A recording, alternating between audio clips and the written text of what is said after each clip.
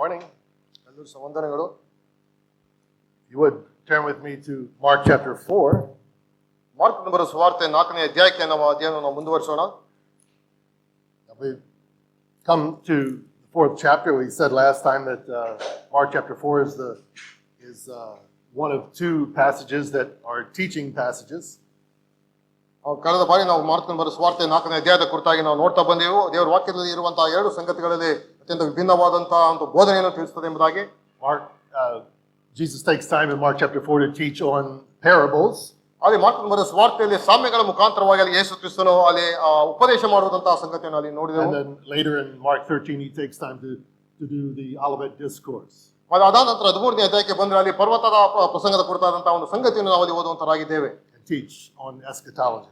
ಮತ್ತು ಅದನ್ನು ಆತನ ಎರಡನೇ ಬರುಣದ ಕುರಿತಾದಂತಹ ಒಂದು ಬೋಧನೆಯನ್ನು ಅಲ್ಲಿ ತಿಳಿಸುವಂತಹ ಸಂಗತಿಯನ್ನು ಅಲ್ಲಿ ಓದುತ್ತೇವೆ.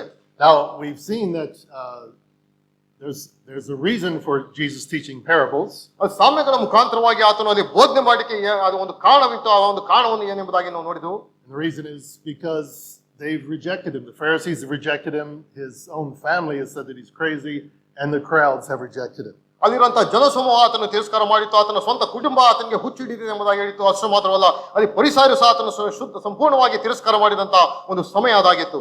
So he's going laser focused on his disciples. ಆದ್ದರಿಂದ ಅಲ್ಲಿ ಆತನು ಸೂಕ್ಷ್ಮವಾಗಿ ತನ್ನ ಶಿಷ್ಯರನ್ನು ಗುರುತು ಮಾಡಿಟ್ಟುಕೊಂಡವನಾಗಿ ಅಲ್ಲಿ ಉಪದೇಶವನ್ನು ಪ್ರಾರಂಭ ಮಾಡಿದಂತಹ ಒಂದು ಸಂಗತಿನಲ್ಲಿ ನಾವು ನೋಡಿದೆವು. Those who have savingly believed in him, ಅಲ್ಲಿ ಆತನನ್ನು ನಂಬಿದಂತವರು, ಅಲ್ಲಿ ರಕ್ಷಣೆ ಹೊಂದಿದಂತಹ ಸಂಗತಿ, whom he calls my brothers, my sister, ಅಲ್ಲಿ ಅವರನ್ನು ನನ್ನ ಸಹೋದರರು ಸಹೋದರಿಗಳು ಎಂಬುದಾಗಿ ಅಲ್ಲಿ ಕರೆದಂತಹ ಸಂಗತಿಯನ್ನು ನಾವು ನೋಡಿದೆವು. And he tells this parable.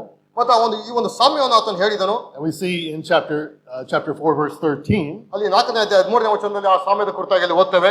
That of course verse 10 is he explains the parables to his disciples. ಅಲ್ಲಿ ಆ ಶಿಷ್ಯರಿಗೆ ಅವನ ಸಾಮ್ಯದ ಅರ್ಥವೇನು ಎಂಬುದಾಗಿ ಸಹ ಅಲ್ಲಿ ವಿವರಿಸಿದಂತಹ ಸಂಗತಿಯಲ್ಲಿ ಓದ್ತೇವೆ. But in verse 13 he says, don't you understand this parable? ಆಮೇಲೆ ಆತನು ಅವರಿಗೆ ಈ ಒಂದು ಸಾಮ್ಯ ನಿಮಗೆ ಅರ್ಥವಾಗುವುದಿಲ್ಲವೋ? If you don't understand this parable, you're not going to be able to understand the other parable. ಈ ಒಂದು ಸಾಮ್ಯದ ಅರ್ಥ ನಿಮಗೆ ಗೊತ್ತಾಗಲಿಲ್ಲವಾದರೆ ನಿಮಗೆ ಬೇರೆ ಎಲ್ಲ ಸಾಮ್ಯಗಳನ್ನು ಹೇಗೆ ತಿಳ್ಕೊಂಡಿರಿ ಎಂಬುದಾಗಿ ಆತನು ಕೇಳಿದನು.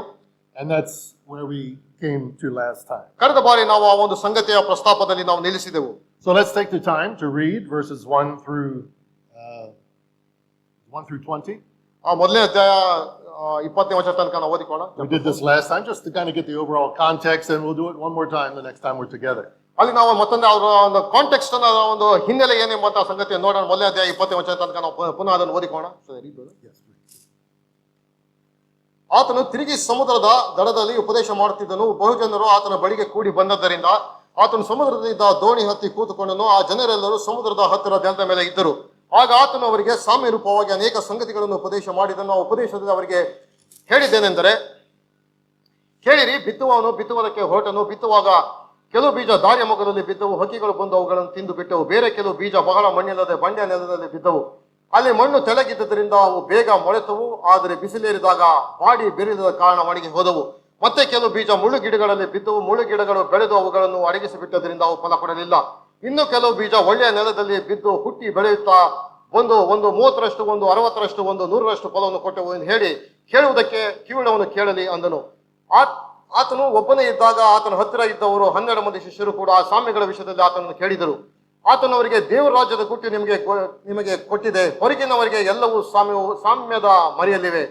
ಅವರು ಕಣ್ಣಿದ್ದು ನೋಡಿದರೂ ಕಾಣಬಾರದು, ಕಿವಿಯಿದ್ದು ಕೇಳಿದರೂ ತಿಳ್ಕೊಳ್ಳಬಾರದು. ಹಾಗೆ ಕಂಡು ಕೇಳಿಕೊಂಡರೆ ಅವರು ದೇವರ ಕಡೆಗೆ ತಿರುಗಿಕೊಂಡು ಪಾಪಕ್ಷಮೆಯನ್ನು ಹೊಂದಾರು ಎಂದೇ ಮರೆ ಮಾಡಲಾಗಿದೆ. ಆಮೇಲೆ ಆತನು ಅವರಿಗೆ ಹೇಳಿದ್ದೇನೆಂದರೆ, ಈ ಸಾಮ್ಯದ ಅರ್ಥ ನಿಮಗೆ ಗೊತ್ತಾಗಲಿಲ್ಲವೋ? ಹಾಗಾದ್ರೆ ನನ್ನ ಎಲ್ಲಾ ಸಾಮ್ಯಗಳನ್ನು ಹೇಗೆ ತಿಳ್ಕೊಂಡಿರಿ? ಆ ಬಿತ್ತುವವನು ವಾಕ್ಯವೆಂಬ ಬೀಜವನ್ನು ಬಿತ್ತುತ್ತಾನೆ. ಕೆಲವರ ವಾಕ್ಯವನ್ನು ಕೇಳಿದ ಕೂಡಲೇ ಸೈತಾನ್ ಬಂದು ಅವರಲ್ಲಿ ಬಿತ್ತಿದ ವಾಕ್ಯವನ್ನು ತೆಗೆದು ಬಿಡುತ್ತಾನೆ. ಇವರೇ ವಾಕ್ಯವು ಬಿತ್ತಲ್ಪಟ್ಟ ದಾರಿಯ ಮೊಗ್ಗಲಾಗಿರುವರು. ಅದೇ ಪ್ರಕಾರ ಬೇರೆ ಕೆಲವರು ವಾಕ್ಯವನ್ನು ಕೇಳಿದ ಕೂಡಲೇ ಸಂತೋಷದಿಂದ ಅದನ್ನು ಸ್ವೀಕರಿಸುತ್ತಾರೆ.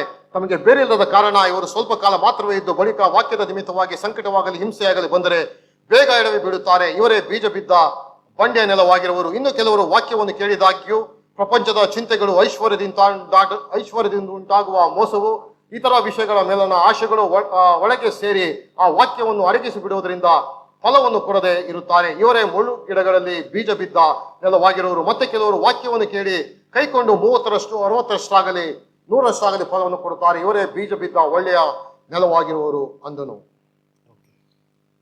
So again, the parables were a judgment. ಈ ಒಂದು ಸಾಮ್ಯಗಳು ಅದು ನ್ಯಾಯ ತೀರ್ಪನ್ನು ತೀರಿಸುವಂತಹ ಒಂದು ಸಂಗತಿಗಳಾಗಿವೆ. And really, now he goes on to explain the parables and the different soils. ಅಲ್ಲಿ ಆತನ ಒಂದು ಸಾಮ್ಯವನ್ನು ವಿವರಿಸುತ್ತಾ ಬೇರೆ ಬೇರೆ ನೆಲಗಳಲ್ಲಿ ಬಿದ್ದಂತಹ ಒಂದು ಬೀಜದ ಕುರಿತಾದಂತಹ ಚಿತ್ರಣವನ್ನು ಕೊಡುವುದನ್ನು ಓದುತ್ತೇವೆ. Verse 14, very short, right? It says the sower goes out to sow. He sows the word. ಅಲ್ಲಿ ಬೀಜವನ್ನು ಬಿತ್ತುವಂತಹ ಸಂಗತಿಯನ್ನು ಒಂದು ವಾಕ್ಯವನ್ನು ಬಿತ್ತುವಂತಹ ಒಂದು ಸಂಗತಿಯನ್ನು 14ನೇ ವಚನದಲ್ಲಿ ನಾವು ಓದ್ತೇವೆ. So there's nothing wrong with the sower. ಅಲ್ಲಿ ಆ ಒಂದು ಬಿತ್ತುವನ್ನು ಕುರಿತಾದಂತಹ ಯಾವ ಸಮಸ್ಯೆ ಅಲ್ಲಿ ಇಲ್ಲ. There's nothing wrong with the seed. ಆ ಒಂದು ಬೀಜದಲ್ಲೂ ಸಹ ಯಾವುದೇ ರೀತಿಯ ಒಂದು ಸಮಸ್ಯೆ ಅನ್ನುವಂಥದ್ದು ಇಲ್ಲ. And what Jesus is going to explain here, that there's something wrong with the soil. ಆದ್ರೆ ಅಲ್ಲಿ ಯೇಸು ಕ್ರಿಸ್ತನಿಗೆ ಹೇಳ್ತಾರುವಂತಹ ಒಂದು ಮಾತು, ಆದ್ರೆ ಆ ಒಂದು ನೆಲದಲ್ಲಿ ಬಿದ್ದಂತಹ ಒಂದು ಮಣ್ಣಿನಲ್ಲಿ ಏನೋ ಒಂದು ಸಮಸ್ಯೆ ಇದೆ. It's the heart of man and how it receives or rejects the word of God. ಅದು ಏನ್ ತೋರಿಸ್ತದೆ ಎಂಬುದು ಮನುಷ್ಯನ ಹೃದಯವನ್ನು ತೋರಿಸುವಂತದ್ದಾಗಿದೆ. ಯಾವ ರೀತಿಯಲ್ಲಿ ದೇವರ ವಾಕ್ಯವನ್ನು ಸ್ವೀಕರಿಸ್ತಾನೆ, ಆತನು ಯಾವ ರೀತಿಯಲ್ಲಿ ದೇವರ ವಾಕ್ಯವನ್ನು ತಿರಸ್ಕರಿಸ್ತಾನೆ ಎಂಬುದರ ಮೇಲೆ ಅದು ಅವಲಂಬಿತವಾಗಿದೆ. So let's look at these. We'll look at 2 this week, and then we'll get back together 2 next month. ಎರಡು ಸಂಗತಿಗಳನ್ನು ಈ ದಿನ ಈ ವಾರ ನೋಡುವ ಕರ್ತಚಿತ್ತವಾದರೆ ಮುಂದಿನ ದಿನಗಳಲ್ಲಿ ಅದು ಎರಡು ಸಂಗತಿಗಳನ್ನು ನಾವು ನೋಡೋಣ. Verse 15, Mark 4:15. 4ನೇ ಅಧ್ಯಾಯದ ವಚನ. The beginning it says, and these, talking about the seeds that were sown, these are the ones along the path where the word was sown. ಕೆಲವರು ವಾಕ್ಯವನ್ನು ಕೇಳಿದ ಕೂಡಲೇ ಆ ಬಿತ್ತುವನ್ನು ವಾಕ್ಯವೆಂಬ ಬೀಜವನ್ನು ಬಿತ್ತುತ್ತಾನೆ. ಕೆಲವರು ವಾಕ್ಯವನ್ನು ಕೇಳಿದ ಕೂಡಲೇ ಸೈತಾನನು ಬಂದು ಅವರಲ್ಲಿ ಬಿತ್ತಿದ ವಾಕ್ಯವನ್ನು ತೆಗೆದು ಬಿಡುತ್ತಾನೆ. This is the roadside or the wayside soil. ಅಲ್ಲಿ ದಾರಿ ಮಧ್ಯದಲ್ಲಿ ಬಿದ್ದಂತಹ ಒಂದು ಬೀಜದ ಒಂದು ಕುರಿತಾದಂತಹ ಚಿತ್ರಣವನ್ನು ಇಲ್ಲಿ ಕೊಡುವಂತದ್ದು ನೋಡ್ತೇವೆ. If you remember when we were going back in Mark chapter 2, ಮಾರ್ಕನ ಬರೆಸುವ 2ನೇ ಅಧ್ಯಾಯವನ್ನು ಧ್ಯಾನ ಮಾಡುವಂತಹ ಸಮಯದಲ್ಲಿ Jesus is destroying the traditions of the Pharisees. ಅಲ್ಲಿ ಫರಿಸಾಯರ ಒಂದು ಸಂಪ್ರದಾಯವಾದಗಳನ್ನು ಆತ ಸಂಪೂರ್ಣವಾಗಿ ಅಲ್ಲಿ ನಾಶ ಮಾಡಿದಂತಹ ಸಂಗತಿಯನ್ನು ನೋಡ್ತೇವೆ. And Jesus and his disciples in Mark 2:23, they're walking through the fields. ಅಲ್ಲಿ ಆತನ ಶಿಷ್ಯರಲ್ಲಿ ಮಾರ್ಕನ ಸುವಾರ್ತೆ 2ನೇ ಅಧ್ಯಾಯದಲ್ಲಿ ಆ ಒಂದು ಜಮೀನಲ್ಲಿ ಅಲ್ಲಿ ನಡೆದುಕೊಂಡು ಹೋದಂತಹ ಸಂಗತಿಯಲ್ಲಿ ಓದ್ತೇವೆ. On the Sabbath. ಆ ಸಬ್ಬತ್ತಿನಲ್ಲಿ ಅವರು ಅಲ್ಲಿ ನಡ್ಕೊಂಡು ಹೋಗ್ತಾ ಇದ್ದರು. And his disciples are picking the heads of wheat. ಅಲ್ಲಿ ಆತನ ಶಿಷ್ಯರು ಅಲ್ಲಿದ್ದಂತಹ ತೆನೆಗಳನ್ನು ಕಿತ್ತುಕೊಂಡಿರುವಂತಹ ಸಂಗತಿಯನ್ನು ನಾವು ಅಲ್ಲಿ ಗಾಢ ಮಾಡಿ ನೋಡಿದೆವು. Now you would think, why would they walk through the field when it's a wheat field? Why would you walk through the center of a wheat field? ಅಲ್ಲಿ ಆ ಒಂದು ಜಮೀನಿನ ಮಧ್ಯದಲ್ಲಿ ಅಲ್ಲಿ ಆ ಒಂದು ಸಬ್ಬತ್ತಿನಲ್ಲಿ ಅವರಿಗೆ ಹೋದಕ್ಕಾದ್ರೂ ಯಾತಕ್ಕೋಸ್ಕರವಾಗಿ. Well, there's a path. That's a shortcut, right? You see villages all the time. ಅಲ್ಲಿ ಜಮೀನು ಅಲ್ಲಿ ಹಳ್ಳಿಗಳಿರುವಂತದ್ದಾಗಿದೆ. ಹಳ್ಳಿಗಳ ಒಂದು ಮಧ್ಯದ ಸಮೀಪದಲ್ಲಿ ಜಮೀನು ಇರುವಂತದ್ದಾಗಿ, ಜಮೀನಿನ ಮಧ್ಯದಲ್ಲಿ ಒಂದು ಕಾಲ್ದಾರಿ ಅನ್ನುವಂಥದ್ದು ಇರುವಂತದ್ದಾಗಿದೆ. And if you want to get to some place the fastest way you can, you take the shortcut. ಅಲ್ಲಿ ಕಾಲು ದಾರಿಯಲ್ಲಿ ನಾವು ಸಮೀಪಕ್ಕೆ ಬೇಗನೆ ಹೋಗಿ ತಲುಪಬಹುದೆಂಬ ಕಾಡಿಂದ ಅನೇಕರು ಒಂದು ಕಾಲ್ದಾರಿಯನ್ನು ಮಾಡಿರುತ್ತಾರೆ. You don't want to take the bus route and go all the way up to the road and down and back around. You cut through the neighbor's field. ಅಲ್ಲಿ ನಾವು ಬೇರೆ ನೀಟಾದಂತ ದಾರಿಯಲ್ಲಿ ಹೋಗ್ಬೇಕಾದ್ರೆ ಬಹಳ ಸುತ್ತಕೊಂಡು ಹೋಗ್ಬೇಕಾಗಿರುತ್ತದೆ. ಆ ಒಂದು ಕಾರಣದಿಂದ ಕೆಲವರು ಆ ಒಂದು ಕಾಲು ದಾರಿಯಲ್ಲಿ ಅಲ್ಲಿ ಬಹಳ ಬೇಗನೆ ತಲುಪುವಂತ ಸಮೀಪವೂ ಇರುವಂತಹ ಒಂದು ದಾರಿಯನ್ನು ಅವರು ಹಿಡ್ಕೊಳ್ಳುವಂತರಾಗಿದ್ದಾರೆ. And you'd get in trouble if it was just you that did that, but the entire village cuts through that same field. ಆದ್ರೆ ಅದು ನಿಜವಾಗಿ ಸಹ ಮತ್ತೊಬ್ಬರ ಒಂದು ಜಮೀನಲ್ಲಿ ದಾಟಿ ಹೋಗುವಂತಹದ್ದು. ಆದ್ರೆ ಇಡೀ ಹಳ್ಳಿಯ ಜನರು ಆ ಒಂದು ಕಾಲು ದಾರಿಯನ್ನು ಉಪಯೋಗಿಸಿ ದಾಟಿ ಹೋಗುವಂತರಾಗಿದ್ದಾರೆ. So it becomes this beaten down path that everybody takes. ಆದ್ರೆ ಅದು ಪದೇ ಪದೇ ಎಲ್ಲರೂ ಸಹ ನಡೆದಾಡಿ ಅದು ಒಂದು ಕಾಲ್ ದಾರಿ ಅದು ಪರಿವರ್ತನೆ ಆಗಿ ಹೋಗಿದೆ. And that's what Mark explains in Mark chapter 2. They're walking on this footpath, this shortcut, and they're taking wheat as they're going. ಅಲ್ಲಿ ಅವರು ಮಾರ್ಕನ ಸುವಾರ್ತೆ 2ನೇ ಅಧ್ಯಾಯದಲ್ಲಿ ಆ ಒಂದು ಹೊಲದಲ್ಲಿ ಅವರು ಹೋದಂತಹ ಸಮಯದಲ್ಲಿ ತೆನೆಗಳನ್ನು ಕಿತ್ತುಕೊಂಡಂತಹ ಒಂದು ನಿದರ್ಶನವನ್ನು 2ನೇ ಅಧ್ಯಾಯದಲ್ಲಿ ಓದ್ತೇವೆ. And that's what Jesus is speaking about here in Mark chapter 4 in the parable. ಆ ಒಂದು ಸಂಗತಿಯನ್ನು ಮಾರ್ಕನ ಸುವಾರ್ತೆ 4ನೇ ಅಧ್ಯಾಯದಲ್ಲಿ ಸಾಮ್ಯ ರೂಪವಾಗಿ ಅಲ್ಲಿ ಯೇಸು ಕ್ರಿಸ್ತನ ಆ ಒಂದು ಸಂಗತಿಯನ್ನು ಚಿತ್ರೀಕರಿಸುವುದನ್ನು ಇಲ್ಲಿ ಓದುತ್ತೇವೆ. It's a very common scene. You just have to look to the side, you would see that little shortcut path. ಅಲ್ಲಿ ಸಾಧಾರಣವಾದಂತಹ ಒಂದು ಚಿತ್ರಣ, ಅಲ್ಲಿ ಆ ಒಂದು ಹೊಲದಲ್ಲಿ ಅಲ್ಲಿ ಇರುವಂತಹ ಕಾಲುದಾರಿ ಎಲ್ಲರಿಗೂ ಗೋಚರವಾಗುವಂತಹ ಒಂದು ಚಿತ್ರಣದಾಗಿತ್ತು. And as the farmer is sowing the seed all on this side and that side, he's sowing it just broadcast out, and some of it falls on that hard beaten down path. ಆ ಬಿತ್ತುವನ್ನು ಅಲ್ಲಿ ಬಂದಂತ ಸಾಧಾರಣವಾಗಿ ತನ್ನಲ್ಲಿರುವಂತಹ ಒಂದು ಬೀಜವನ್ನು ಹೊಲದಲ್ಲಿ ಆತನು ಬಿಸಾಕುವಂತಹ ಚಿತ್ರಣ, ಅದನ್ನು ಚದುರಿಸುವಂತಹ ಸಂಗತಿಯನ್ನು ನೋಡ್ತೇವೆ. ಅದು ಎಲ್ಲ ತನಗೆ ಬೇಕಾದಂತಹ ಸ್ಥಳದಲ್ಲಿ ಅವೆಲ್ಲ ಬೀಜಗಳಲ್ಲಿ ಬಿದ್ದಿದ್ದವು. And because people walk on it every day, and they're trampling on it, they're walking on the birds eat it, it never gets a chance to take root and go down into the dirt. ಅಲ್ಲಿ ಆ ಒಂದು ದಾರಿಯ ಮಗಲೆಲ್ಲ ಬಿದ್ದಂತಹ ಒಂದು ಬೀಜ ಅಲ್ಲಿ ಅನೇಕರು ಅದನ್ನು ತುಳಿಯಲ್ಪಡುವಂತದ್ದಾಗಿದೆ. ಅನೇಕರ ಪಕ್ಷಿಗಳು ಬಂದು ಕಿತ್ತುಕೊಂಡು ಹೋಗುವ, ಅದನ್ನು ಎತ್ಕೊಂಡು ಹೋಗುವಂತದ್ದಾಗಿದೆ. ಆದ್ರಿಂದ ಅದಕ್ಕೆ ಬೇಡವಾದಂತಹ ಬೇರು ಊರುವುದಕ್ಕೆ ಅದಕ್ಕೆ ಅವಕಾಶ, ಒಂದು ಸಮಯ ಅವಕಾಶ ಸಿಕ್ಕಲಿಲ್ಲ. It's too hard. It's almost resistant to the seed. ಅದೇ ಆ ಒಂದು ರೀತಿಯ ಆಳವಾಗಿ ಇಡುವುದಕ್ಕೆ ಅದು ಬಹಳ ಪ್ರಯಾಸಕರವಾದಂತಹದ್ದು. ಅದು ಪ್ರತಿರೋಧವನ್ನು ಆ ಒಂದು ನೆಲದಲ್ಲಿ ಆ ಒಂದು ಬೀಜಕ್ಕೆ ಅದು ತೋರಿದಂತಹ ಸಂಗತಿಯನ್ನು ಓದ್ತೇವೆ. And what Jesus is saying here is this is like the condition of man's heart. ಇದು ಮನುಷ್ಯನ ಒಂದು ಹೃದಯ ಒಂದು ಸ್ಥಿತಿ ಎಂಬುದಾಗಿ ಅಲ್ಲಿ ಯೇಸು ಕ್ರಿಸ್ತನು ಆ ಒಂದು ಸಂಗತಿಯನ್ನು ಉದಾಹರಣೆ ಮಾಡಿ ಅಲ್ಲಿ ಹೇಳುತ್ತಿದ್ದಾನೆ. One group of people who the seed of the word of God is cast upon are so hard that they're almost seed resistant. ಅಲ್ಲಿ ಒಂದು ರೀತಿಯ ಗುಂಪು ಯಾವ ರೀತಿಯಲ್ಲಿ ಎಂಬುದಾಗಿ ಹೇಳಿ ಅವರಿಗೆ ದೇವರ ವಾಕ್ಯ ಮತ್ತು ಬೀಜ ಅವರ ಹೃದಯದಲ್ಲಿ ಹಾಕಲ್ಪಟ್ಟಾಗಿ ಹೃದಯ ಅದಕ್ಕೆ ಪ್ರತಿರೋಧವನ್ನು ತೋರಿಸುವಂತಹ ಒಂದು ಹೃದಯವನ್ನು ಹೊಂದಿದಂತ ಆ ಒಂದು ಗುಂಪು ಅದಾಗಿದೆ. We see something else that's very interesting here as well. ಅಲ್ಲಿ ಮತ್ತೊಂದು ಸಹ ಕುತೂಹಲಕರವಾದಂತಹ ಒಂದು ಸಂಗತಿ ಅಲ್ಲಿ ಅಡಕವಾಗಿದೆ. God is at work in the gospel going out. ಅಲ್ಲಿ ಸ್ವಾರ್ಥಿಯು ಸಲ್ಲುವಂತಹ ಸಮಯದಲ್ಲಿ ದೇವರು ತಾನೇ ತನ್ನ ಕಾರ್ಯಪ್ರವೃತ್ತನಾಗಿದ್ದಾನೆ. Right? God calls the sower. ಅಲ್ಲಿ ದೇವರ ಬಿತ್ತುವವನನ್ನು ಆತನು ಕರೀತಿದ್ದಾನೆ. God gives the word. ಅಲ್ಲಿ ದೇವರ ವಾಕ್ಯವನ್ನು ಸಹ ದೇವರು ಅಲ್ಲಿ ಕೊಟ್ಟಿದ್ದಾನೆ. But we also see something interesting. Satan is at work as well. ಅಲ್ಲಿ ಅದೇ ಸಮಯದಲ್ಲಿ ಮತ್ತೊಂದು ಕುತೂಹಲಕರವಾದಂತಹ ಸಂಗತಿ ಎಂಬುದಾಗಿದೆ, ಸೈತಾನನು ಸಹ ಅಲ್ಲಿ ಕಾರ್ಯಪ್ರವೃತ್ತನಾಗಿದ್ದಾನೆ. Look at the latter part of verse 15b.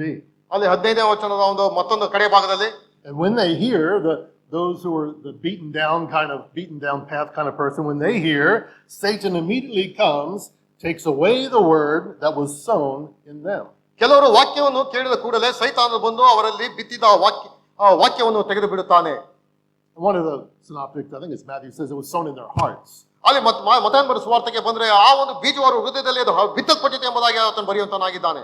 This is spiritual warfare. ಇಲ್ಲಿ ಆತ್ಮಿಕವಾದಂತಹ ಒಂದು ಹೋರಾಟದ ಒಂದು ಚಿತ್ರಣ ಇದಾಗಿದೆ. Jesus is actually revealing in this parable spiritual warfare that's going on behind the scenes. ಅಲ್ಲಿ ಹಿಂದಿನ ಒಂದು ತೆರೆಯ ಹಿಂದೆಗಡೆ ನಡೀತಾ ಇರುವಂತಹ ಆತ್ಮಿಕವಾದಂತಹ ಹೋರಾಟದ ಒಂದು ಚಿತ್ರವನ್ನು ಯೇಸು ಕ್ರಿಸ್ತನು ಚಿತ್ರೀಕರಿಸುತ್ತಿದ್ದಾನೆ. So Satan's work here is depicted in verse 4. If you go up just a few verses to Mark 4:4, where he gives the parable, he's explaining the parable now, but he gives the parable before up in verse 4. He says, the birds came and devoured it. ಅಲ್ಲಿ 4ನೇ ವಚನಕ್ಕೆ ಬಂದ್ರೆ ಅಲ್ಲಿ ಹಕ್ಕಿಗಳು ಬಂದು ಅವುಗಳನ್ನು ತಿಂದು ಬಿಟ್ಟವು ಎಂಬುದಾಗಿ ಅಲ್ಲಿ 4ನೇ ವಚನದಲ್ಲಿ ಓದ್ತೇವೆ. That's the spiritual warfare. ಅದು ತಾನೇ ಒಂದು ಆತ್ಮಿಕವಾದಂತಹ ಒಂದು ಹೋರಾಟ ಅದಾಗಿದೆ. That's the work of Satan. ಅದು ತಾನೇ ಸೈತಾನನ ಒಂದು ಕಾರ್ಯಗಳು ಅದಾಗಿದೆ. And he says here, Mark says this all the time, immediately, right? Immediately. But here it holds a particular significance because he says immediately the birds came. In other words, they were waiting. ಅಲ್ಲಿ ಒಂದು ರೀತಿಯ ತಕ್ಷಣವೇ ಅಲ್ಲಿ ಪಕ್ಷಿಗಳು ಬಂದವು ಎಂಬುದಾಗಿ ಚಿತ್ರೀಕರಿಸೋದು ನೋಡುವಂತರಾಗಿದ್ದೇವೆ. ಅಲ್ಲಿ ಆ ಒಂದು ಸಂಗತಿಗೋಸ್ಕರವಾಗಿ ಆ ಪಕ್ಷಿಗಳು ಕಾಯ್ತಾ ಇದ್ದವು. ಆತನು ಬೀಜವನ್ನು ಬಿತ್ತಿದ ತಕ್ಷಣ ಅಲ್ಲಿ ಪಕ್ಷಿಗಳು ಅಲ್ಲಿ ಬಂದು ಅಲ್ಲಿ ಕಿತ್ತುಕೊಂಡು ಹೋದವು ಎಂಬುದಾಗಿ ಓದ್ತೇವೆ. They were nearby. ಅಲ್ಲಿ ಸಮೀಪದಲ್ಲಿ ಆ ಪಕ್ಷಿಗಳು ಇದ್ದವು. Right? Jesus says the kingdom of God is at hand. ಅದು ಪರಲೋಕ ರಾಜ್ಯವು ಸಮೀಪವಾಯಿತು, ಹತ್ತಿರದಲ್ಲೇ ಇದೆ. Well, the birds were at hand as well. The birds were right there ready to pick it off. ಅದೇ ಸಮಯದಲ್ಲಿ ಪಕ್ಷಿಗಳು ಸಹ ಅಲ್ಲಿ ಸಮೀಪದಲ್ಲೇ ಇದ್ದವು. ಆ ಒಂದು ಬಿತ್ತಲ್ಪಟ್ಟಂತಹ ಒಂದು ಬೀಜವನ್ನು ಎತ್ತಿಕೊಂಡು ಹೋಗಲಿಕ್ಕೆ ಅವು ಸಹ ಅಲ್ಲೇ ಸಮೀಪದಲ್ಲೇ ಕಾಯ್ತಾ ಇದ್ದವು. So how does Satan take away, steal the seed?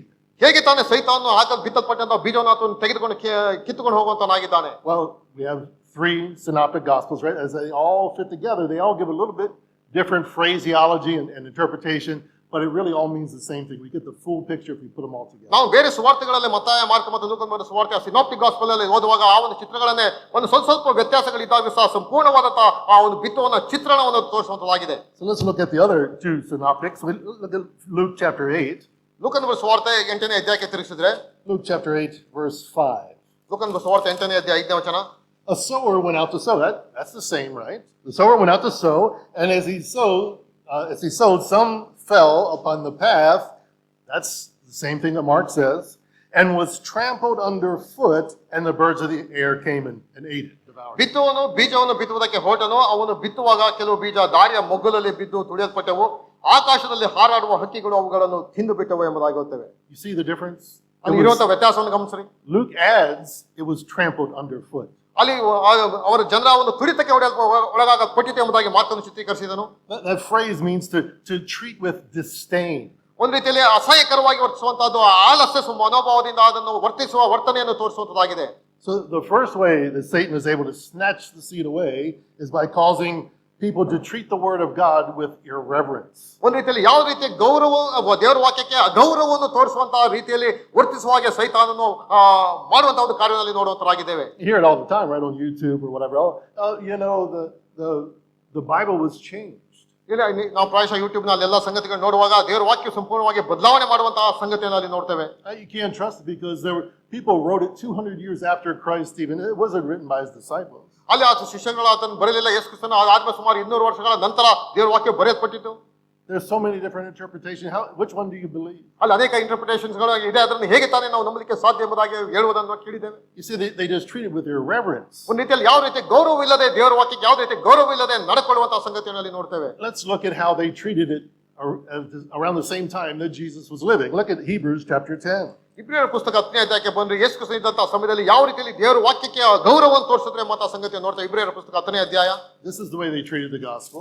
ಈ ಒಂದು ರೀತಿಯಲ್ಲಿ ವಾರ್ತೆಗೆ ಅವರು ಗೌರವವನ್ನು ತೋರಿಸಿದರು. The work of Christ in salvation. ರಕ್ಷಣೆಯ ಒಂದು ಕಾರ್ಯದಲ್ಲಿ ಯೇಸು ಕ್ರಿಸ್ತನ ಒಂದು ಕಾರ್ಯಕ್ಕೆ ಗೌರವವನ್ನು ತೋರಿಸಿದಂತಹ ಸಂಗತಿಯನ್ನು ನೋಡ್ತೇವೆ. Verse 29 of Hebrews chapter 10. 10ನೇ ಅಧ್ಯಾಯ ಇಬ್ರಿಯರ ಪುಸ್ತಕ 29ನೇ ವಚನ. You see the same phrase used again. ಅದೇ ರೀತಿಯ ಪದಪ್ರಯೋಗಗಳನ್ನು ಅಲ್ಲೂ ಉಪಯೋಗಿಸಲ್ಪಟ್ಟதாக ಓದ್ತೇವೆ.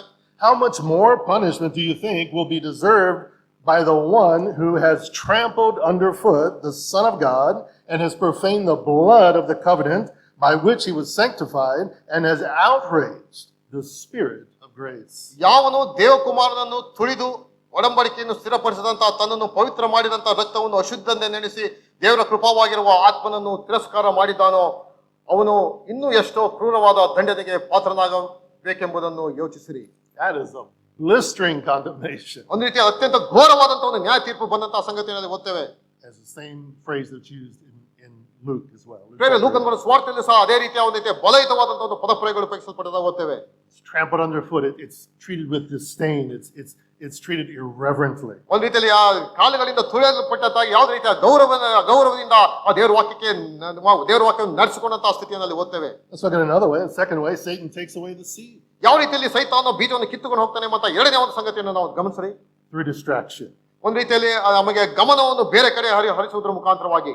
While the farmer is sowing, while he's still sowing the seed, more than likely, the birds of the air come and steal it away. ಅಲ್ಲಿ ಬೀಜವನ್ನು ಬೀಜುತ್ತಿದ್ದಾನೆ. ಆ ಸಮಯದಲ್ಲೇ ಪಕ್ಷಿಗಳು ಬಂದು ಅದನ್ನು ಹೆಕ್ಕಿಕೊಂಡು ಹೋದವು. As he's sowing the seed, some falls on the footpath, and as he turns his back to go the other way, the birds fly down and pick up all the seed. ಬೀಜವನ್ನು ಬಿತ್ತುವಂತಹ ಸಮಯದಲ್ಲಿ ಕೆಲವು ಬೀಜಗಳು ದಾರಿಯ ಮಧ್ಯದಲ್ಲಿ ಬಿದ್ದವು. ಅಥವಾ ಮತ್ತೆ ಬೀಜವನ್ನು ಹಾಕಿದಂತಹ ಪಕ್ಷಿಗಳು ಕಾಯ್ತಾ ಇದ್ದವು, ಅವನು ಹೆಕ್ಕಿಕೊಂಡು ಹೋದವು. How many of you here are thinking about dinner?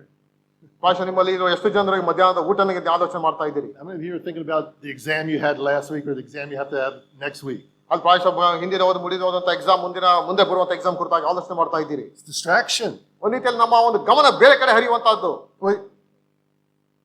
I remember I do this every day. I do it multiple times a day. I walk in the kitchen and I walk in the kitchen and I forgot what I went into the kitchen to get. ಅನೇಕ ಬಾರಿ ಪ್ರಿಯ ಸಹೋದರರು ಅಡಿಗೆ ಮನೆಗೆ ಹೋಗುವಂತರಾಗಿ ಅಡಿಗೆ ಮನೆಗೆ ಹೋಗಿದ್ದಾಗ ಸಹ ನಾನು ಯಾಕೆ ಅಡಿಗೆ ಮನೆಗೆ ಬಂದೆ ಎಂಬುದನ್ನೇ ಅನೇಕ ಬಾರಿ ಮರೆತು ಹೋಗುವಂತದಾಗಿದೆ. And I realized, what am I getting old? I mean, am I getting dementia? What is going on? ಪ್ರಾಯಶಃ ನನಗೆ ಮರೆವು ಎಂಬಂತದ್ದು ಆಕ್ರಮಿಸ್ತಾ ಇದೆಯಾ, ರೀತಿಯಲ್ಲಿ ಮರೆವಿಗೆ ನಾನು ಜಾರಿ ಹೋಗ್ತಾ ಇದ್ದೀನಿ ಎಂಬುದಾಗಿ ಅನೇಕ ಬಾರಿ ಪ್ರಿಯ ಸಹೋದರಿಗೆ ಭಾಸ ಆಗುವಂತದಾಗಿದೆ. And I realized, by the time I walked from my room to the kitchen, I had thought about 10 other things that I had to do. And by the time I got to the kitchen and thinking about all the other 10 things I had to do, I forgot the first thing I had to do. ಅಲ್ಲಿ ಪ್ರಿಯ ಸಹೋದರ ರೂಮ್ನಿಂದ ಅದಕ್ಕೆ ಅಡಿಗೆ ಮನೆಗೆ ಹೋಗುವಂತ ಸಮಯದಲ್ಲಿ 10 ಸಂಗತಿಗಳನ್ನ ಮಾಡ್ಬೇಕೆಂಬ ಆಲೋಚನೆಯಿಂದ ರೂಮಿಂದ ಬಂದ್ರು ನಿಜ. ಆದ್ರೆ ಅಡಿಗೆ ಮನೆ ತಲುಪುವಷ್ಟರಲ್ಲಿ ನಾನು ಆಲೋಚನೆ ಮಾಡಿಕೊಂಡಂತ ಮೊದಲನೇ ಒಂದು ಸಂಗತಿಯಲ್ಲಿ ಮರ್ತು ಹೋದಂತಹ ಸನ್ನಿವೇಶ ಅದಾಗಿತ್ತು. It could be something innocent like that. ಒಂದು ರೀತಿಯಲ್ಲಿ ಅನೇಕ ಬಾರಿ ಆ ರೀತಿಯಾಗಿ ಅಜ್ಞಾನದಿಂದ ಸಂಗತಿಗಳು ನಡೆಯುವಂತದ್ದಾಗಿದೆ. Or it could be something very evil. Remember in Mark chapter 1 when Jesus is in the synagogue and he's teaching. ಮಾರ್ಕನ ಸುವಾರ್ತೆ ಮೊದಲನೇ ಅಧ್ಯಾಯದಲ್ಲಿ ಆತನು ದೇವಾಲಯದಲ್ಲಿ ಈ ಸಂಗತಿಗಳನ್ನು ಉಪದೇಶ ಮಾಡ್ತಾ ಇದ್ದಂತಹ ಸಂಗತಿಯನ್ನು ನಾವು ನೋಡಿದೆವು. Just turn there. It's verses 22-23. Mark chapter 1 verses 22-23. If you want to underline it, you can in your Bible. 22 ಮತ್ತು 23 ವಚನ ಬೇಕಾದ್ರೆ ಅದನ್ನು ಅಂಡರ್ಲೈನ್ ಮಾಡಿ. Verse 22 it says that he was teaching and the people were astonished at his teaching. ಜನರು ಆತನ ಉಪದೇಶಕ್ಕೆ ಅತ್ಯಾಶ್ಚರ್ಯಪಟ್ಟರು ಎಂಬುದಾಗಿ ಓದ್ತೇವೆ. The devil doesn't want that. ಅಲ್ಲಿ ಯಾವ ಆಶ್ಚರ್ಯಚಕಿತರಾದರು. When the word is going out with power, he doesn't want that. ಅಲ್ಲಿ ಒಂದು ಬಲಯುತವಾದಂತ ದೇವರ ವಾಕ್ಯವನ್ನು ಆತನು ಹೇಳ್ತಾ ಇರುವಾಗ ಆ ಒಂದು ವಾಕ್ಯಗಳು ಅವರಿಗೆ ಬೇಕಾಗಿರಲಿಲ್ಲ. It might take root and grow and produce fruit. He doesn't want that. ಆ ಒಂದು ವಾಕ್ಯವು ಅಲ್ಲಿ ಬೇರೂರಿ ಫಲವನ್ನು ಕೊಡುವಂತ ಒಂದು ಸನ್ನಿವೇಶ ಅದು ಆಗಬೇಕಾಗಿತ್ತು. ಆದ್ರೆ ಆ ಒಂದು ಸಂಗತಿ ಅವರಿಗೆ ಬೇಕಾಗಿರಲಿಲ್ಲ. Verse 23. 23ನೇ ವಚನ. And immediately, there it is again. Mark loves the word immediately. And immediately there was in the synagogue a man with an unclean spirit, and he cried out. ಆಗ ಅವರು ಸಭಾಮಂದಿರದಲ್ಲಿ ದೆವ್ವ ಹಿಡಿದ ಒಬ್ಬ ಮನುಷ್ಯನು ಇದ್ದನು. ಆ ದೆವ್ವ ನಜರೇತಿನ ಯೇಸುವೇ ನಮ್ಮ ಗೊಡವೆ ನಿನಗೆ ಎಂಬುದಾಗಿ ಹೇಳುವುದನ್ನು ನಾವು ಓದ್ತೇವೆ. Distraction. ಅಲ್ಲಿ ಒಂದು ರೀತಿಯ ಗಮನ ಬೇರೆ ಕಡೆಗೆ ಹರಿಯುವಂತಹದ್ದು. Preaching a great sermon. ದೊಡ್ಡವಾದ ಒಂದು ಸಂದೇಶ ಅಲ್ಲಿ ಕೊಡಲ್ಪಟ್ಟದಾಗಿತ್ತು. People are amazed. ಅಲ್ಲಿ ನಿಜ ಅವರೆಲ್ಲರೂ ಆಶ್ಚರ್ಯಚಕಿತರಾದರು. Seeds going out. ಆ ಒಂದು ಬೀಜ ಅಲ್ಲಿ ಬಿತ್ತಲ್ಪಟ್ಟಂತ ಸನ್ನಿವೇಶ ಅದಾಗಿತ್ತು. Falling on the ground. ಅಲ್ಲಿ ನೆಲದ ಮೇಲೆ ಬಿದ್ದಂತ ಒಂದು ಬೀಜಗಳು. Satan comes and snatches it away. ಆದ್ರೆ ಸೈತಾನ ಅಲ್ಲಿ ಬಂದು ಅವನ ಬೀಜವನ್ನು ಎತ್ತಿಕೊಂಡು ಆತನು Remember ಹೋದನು. Paul and Barnabas on their first missionary journey? ಅಲ್ಲಿ ಪೌಲ ಮತ್ತು ಬಾರ್ನಬರು ತಮ್ಮ ಮೊದಲನೇ ಒಂದು ಪ್ರಯಾಣ ಪ್ರಸಂಗದಲ್ಲಿ, ಸ್ವಾರ್ಥ ಪ್ರಸಂಗದಲ್ಲಿ They meet the proconsul of some island, wherever they were, right? ಅಲ್ಲಿದ್ದಂತ ಒಂದು ದ್ವೀಪದಲ್ಲಿ ಅವರು ಅಲ್ಲಿದ್ದಂತ ವ್ಯಕ್ತಿಗಳನ್ನು ಭೇಟಿ ಮಾಡಿದ್ರು. And he wanted to hear about the gospel. ಅಲ್ಲಿ ಅವ್ರಿಗೆ ಸ್ವಾರ್ಥಿಯನ್ನು ಅವ್ರಿಗೆ ತಿಳಿಸಿದ್ರು. But Elymas, the magician, opposed Paul and Barnabas. ಅಲ್ಲಿ ಇದ್ದಂತ ಇದಿಮನು ಅಲ್ಲಿ ಅವರಿಗೆ ಪೌಲನು ಹೇಳಿದಂತ ಒಂದು ಸ್ವಾರ್ಥಕ್ಕೆ ವಿರೋಧ ವ್ಯಕ್ತಪಡಿಸಿದ ಎಂಬುದಾಗಿ ಓದ್ತೇವೆ. Maybe you want to look that up too. Look at Acts chapter 13, verse 8. ಅಪೊಸ್ತಲರ ಕೃತ್ಯಗಳು 13ನೇ ಅಧ್ಯಾಯಕ್ಕೆ ದಯಮಾಡಿ ತಿರುಗಿಸ್ರಿ. Maybe you can underline this in your Bible too. So, Acts chapter 13, verse 8. 13ನೇ ಅಧ್ಯಾಯದ 8ನೇ ವಚನದಲ್ಲಿ ಅದರ ಗೊತ್ತಾಗ ನಾವು ಓದ್ತೇವೆ. So, Elymas opposes Paul and Barnabas. What does it say? Seeking to turn the proconsul away from the faith. ಆದ್ರೆ ಮಂತ್ರವಾದಿಯಾದಂತಹ ಎಲುಬನು ಅವರಿಗೆ ಎದುರು ನಿಂತು ಅಧಿಪತಿಯನ್ನು ಕ್ರಿಸ್ತನನ್ನು ನಂಬದ ಹಾಗೆ ಪ್ರಯತ್ನಿಸಿದನು. Wow. Distraction. ಅಲ್ಲಿ ಒಂದು ಬೇರೆ ಕಡೆ ಗಮನವನ್ನು ಹರಿಸುವಂತಹದ್ದು. It gives the reason why he did it. It was to turn the proconsul away from the faith. ಯಾಕಂದ್ರೆ ಆ ನಂಬಿಕೆಯಿಂದ ದೂರವಿರಬೇಕೆಂಬ ಒಂದು ಪ್ರಯತ್ನವನ್ನು ಆತನು ಅಲ್ಲಿ ಮಾಡಿದಂತಹ ಸಂಗತಿಯನ್ನು ನೋಡ್ತೇವೆ. I was recently at a funeral. ಪ್ರಿಯ ಸಹೋದರರು ರೀಸೆಂಟ್ ಆಗಿ ಒಂದು ಸಮಾಧಿಯ ಒಂದು ಸ್ಥಳಕ್ಕೆ ಹೋಗಿದ್ರು. Friend of mine. ಪ್ರಿಯ ಸಹೋದರ ಸ್ನೇಹಿತರು. The pastor, teacher. ಅವರು ಪಾಸ್ಟರ್ ಟೀಚರ್ ಆಗಿದ್ರು. ಅವರ ಒಂದು ಸಮಾಧಿ. And it was time for his wife to get up and speak. ಅಲ್ಲಿ ಅವರ ಅಲ್ಲಿಂದ ಸಹೋದರರನ್ನ ಎದ್ದು ನಿಂತು ಮಾತನಾಡಿಕೆ ಹೇಳಿದ್ರು. Church was packed. ಅಲ್ಲಿ ಅವನಿದ್ದಂತ ಚರ್ಚಿನ ಸಭೆಯಲ್ಲಿ ಸಂಪೂರ್ಣ ಜನ ಸೇರಿದರು. Wonderful time, right? To give the gospel, because there's people that are there that have never heard the gospel or not saved. ಅಲ್ಲಿದ್ದಂತ ಜನರಿಗೆ ಒಂದು ರೀತಿಯ ಸುವಾರ್ತೆಯನ್ನು ಕೊಡುವುದಕ್ಕೆ ಒಂದು ಸುಸಮಯ ಅದು. ಯಾಕಂದ್ರೆ ಅಲ್ಲಿದ್ದಂತ ಅನೇಕರು ಯೇಸು ಕ್ರಿಸ್ತನನ್ನು ನಂಬದೇ ಇರುವಂತ, ಕಂಡುಕೊಂಡದೇ ಇರುವಂತ ಜನರಲ್ಲಿದ್ದರು. So she gets up to speak. ಅಲ್ಲಿದ್ದಂತ ಪತ್ನಿಯವರು ಎದ್ದು ನಿಂತು ಮಾತನಾಡಿಕೆ ಪ್ರಾರಂಭಿಸಿದ್ರು. And her brother-in-law, ಅವರ ಒಂದು brother in law, I was privileged because the family was on the front row. I was in the very next row back. ಅವರೆಲ್ಲರೂ ಸಹ ಕುಟುಂಬದವರು ಮುಂದಿನ ಒಂದು ರೋನಲ್ಲಿ ಕುಳಿತಿದ್ರು. ಪ್ರಿಯ ಸಹೋದರ ಅದರ ಹಿಂದೆಗಡೆ ಅವರು ಕುಳಿತಿದ್ದರು. She's here standing next to the body of her dead husband. ಅಲ್ಲಿದ್ದಂತ ಪಾರ್ಥಿವ ಶರೀರದ ಪಕ್ಕದಲ್ಲಿ ಪತ್ನಿಯವರು ನಿಂತಿದ್ದರು. And on the first row, her brother-in-law is sitting there. ಅದನ್ನ ಮೊದಲನೇ ಒಂದು ರೋನಲ್ಲಿ ಅವರ ಬಾಮೈದನ ಆತನು ಕೂತಿದ್ದನು. And she's trying to explain her husband's life and how he loved the Lord and she was trying to present the gospel, and the phone rings. ಅಲ್ಲಿ ಆ ಒಂದು ಸಮಯದಲ್ಲಿ ಅವರಿಗೆ ಅಲ್ಲಿದ್ದಂತ ಗತಿಸಿದಂತಹ ಪತಿಯು ಯಾವ ರೀತಿಯಲ್ಲಿ ದೇವರನ್ನು ಪ್ರೀತಿ ಮಾಡಿದನು, ಯಾವ ರೀತಿಯಲ್ಲಿ ಅವರ ಒಂದು ಜೀವನ ಶೈಲಿ ಆಗಿತ್ತು ಎಂಬುದನ್ನು ಹೇಳ್ತಿದ್ದಾಗಲೇ ಅಲ್ಲಿ ಒಂದು ಡಿಸ್ಟ್ರಾಕ್ಷನ್ ಆಯ್ತು. ಫೋನ್ ರಿಂಗ್ ಆಯ್ತು. That happens, right? You forget to turn your phone off. ಪ್ರಾಯಶಃ ಫೋನ್ ಅನ್ನು ಸ್ವಿಚ್ ಆಫ್ ಮಾಡೋದು ಮರೆತು ಹೋಗಿತ್ತು. ಆ ಸಂಗತಿ ಅದು ನಡೆಯಿತು. No, he answered it. ಅಲ್ಲೇ ಸ್ವಿಚ್ ಆಫ್ ಮಾಡೋದಕ್ಕೆ ಬದಲಾಗಿ ಅದೊಂದು ಉತ್ತರ ಕೊಟ್ಟಂತ ಸನ್ನಿವೇಶ ಅದಾಗಿತ್ತು. He answered the phone and he's talking while she's standing next to the dead body of her husband. Her brother-in-law was speaking on the phone.